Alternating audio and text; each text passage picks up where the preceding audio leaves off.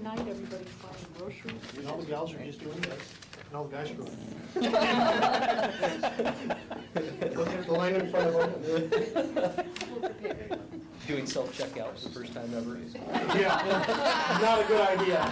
That's why there were 3 people from Safeway there. Why did I have to get bananas? Okay, given that, and maybe the fact that we can get out of here and catch the very tail end, we're going to go ahead and get started. Welcome to the January 10th Washougal City Council Workshop meeting. I'd like to call the meeting to order. And Jennifer, can you call the roll? Sure. Councilmember Costin. Councilmember Greenlee. Here. Councilmember Shoemaker. Here. Councilmember Russell. Here. Councilmember Delavar. Here. Councilmember McDaniel. Here. And Councilmember Morris. Here. Thank you. We do have 2 slight changes to the agenda this evening after public comment.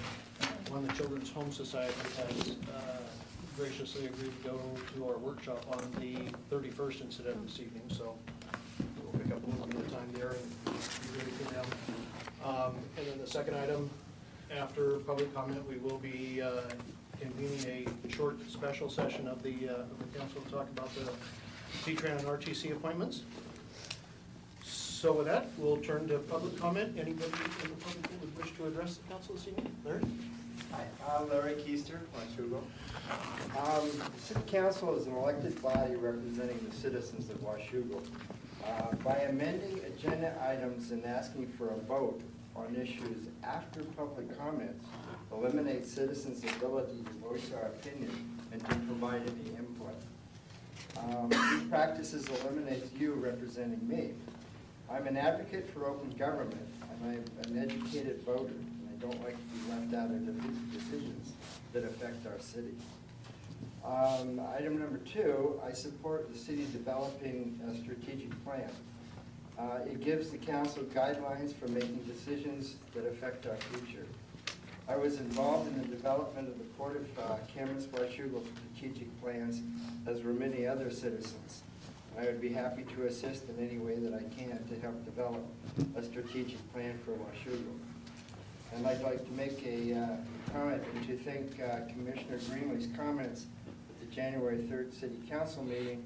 It is critical that the council work together to make sure that our community prospers.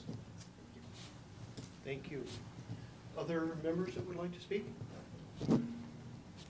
Okay. Seeing none, we will go into the special session of the council meeting for a short item. Dave, do you want to bring us up to speed on the RTC C-TRAN discussions? I can. We met with Camas and talked to Camas about how to proceed, given that there were different actions of the 2 councils, and that's kind of where that stands right now. The Camas Council voted 7-0 previously for the nominations that the 2 mayors had made with Linda and Molly. And of course, you're aware of your own action. That differed from that. It's certainly the council prerogative. We did some legal research. There is no clear legal course of action in terms of resolving the difference between the 2 councils' actions. So it really is up to the 2 councils in terms of resolving that. Some suggestions have been having a combined meeting where there's sort of a super council that's convened to address that question, or having some folks that we talked about, having folks, a couple from each group come together, a lawyer at MRSC even reminded me about the fact that in some smaller towns where there's not a whole lot of votes and things are tie, and it's very easy to corroborate that it's a tie vote, they flip coins. And so he said at the end of the day, if you really had to, you could do that. So didn't really get anything very specific about any clear course of action other than the councils resolving this matter of their own accord. Camas has not convened, I don't believe is convening this evening to address this issue specifically.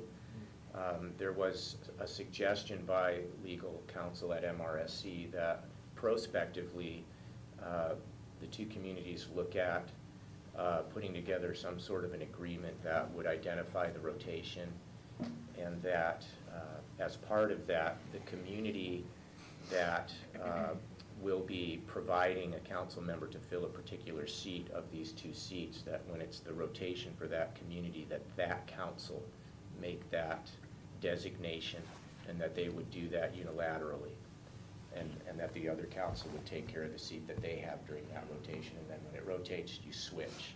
And that would avoid the possibility of different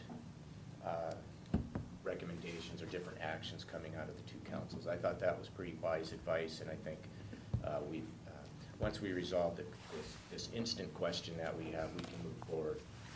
Maybe have some council members from each group get together, your staff, and try to craft some language that would do that. So that was fruitful. That was good advice, I thought. Nonetheless, we have the continued existence of the 2 different actions of the 2 councils. The staff and I believe the chairs of those 2 organizations are aware of the situation, and they're hopeful for our speedy resolution to the matter. You know, it sounds like from some of the meetings that took place last week, if it is allowed by this council, Camas is in a position, if we want to, for the year 2011, for just a 1-year period, keep the C-Tran position in Camas. RTC comes to Washougal. They would be fine with Linda filling that position for 1 more year. This council, possibly even this evening, maybe and someone for RTC, they would be fine with that without any further action. They would condolence to that. And then prepare, like Dave says, some agreements going forward of how all of that is handled on a rotating basis, or whatever you all decide. Certainly, as we talked last week, it appears from bylaws and statutes and everything, to put everything together. You know, it truly is a governing body of the jurisdictions, which is yourselves as the council. So that's as much as I know through Friday, I think it was. I think if this council acted in that way this evening, that would resolve the question for this year. We're basically implementing that prospective suggestion now. John? I think it's important that even though Camas didn't have all the information when they made their vote, that in some way that we respect their vote and have the ability to grant them another year on C-Tran, with coming back with the knowledge of us coming together, maybe sending our appointment committee to meet with the mayor or their designees, 3 of their designees, to map out, will this be a 2-year commitment for each city, for each position, and making sure that C-Tran gets back to Washougal next year for the next appointment, and then start that process there.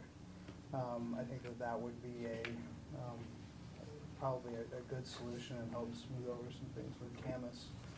They were in the dark about our intentions and how we may have felt about this, and so it was kind of a surprise to them.